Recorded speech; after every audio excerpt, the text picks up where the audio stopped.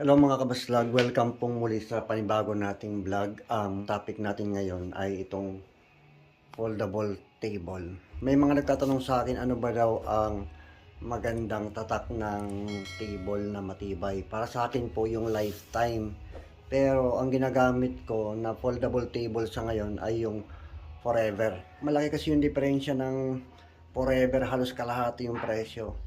Ang lifetime nasa 4,000, ang forever nasa 2,000 lang.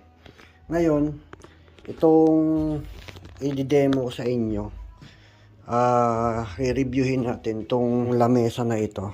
Binili ko to, hindi to lifetime. Ito yung una kong binili na lamesa na foldable na wala siyang tatak. Meron ako dating na-deliveran na ayaw ng ganito. Order pa talaga siya ng lamesa na wood. Ang first time ko na ginamit na lamesa na long table ay wood. Pero ngayon, gumamit na rin tayo ng ganito. Kaya ayaw nung customer kong gumamit ito kasi may time na ginamit nila, bumagsak.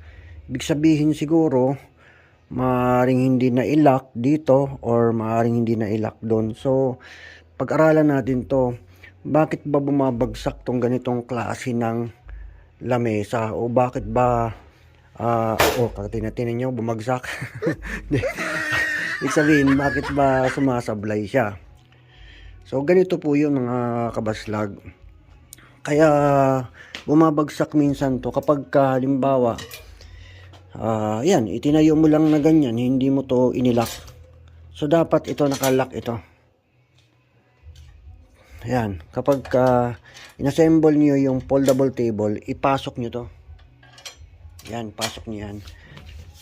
Ayan.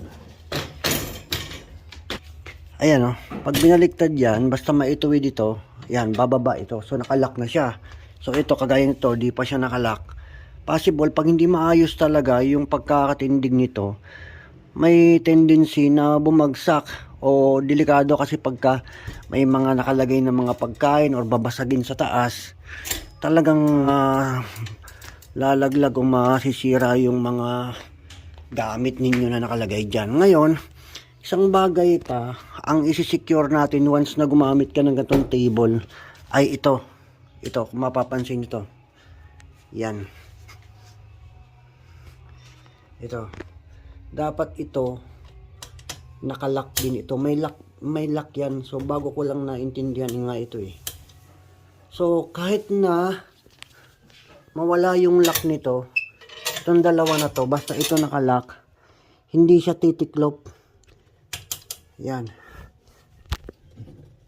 So isang side lang naman meron ito. Yan, yung lock niyan. Kahit mawala itong lock na to, basta ito nakalock. So i-secure nyo rin to. So para parehas, kailangan nakalock to, then nakalock din to. Ayan.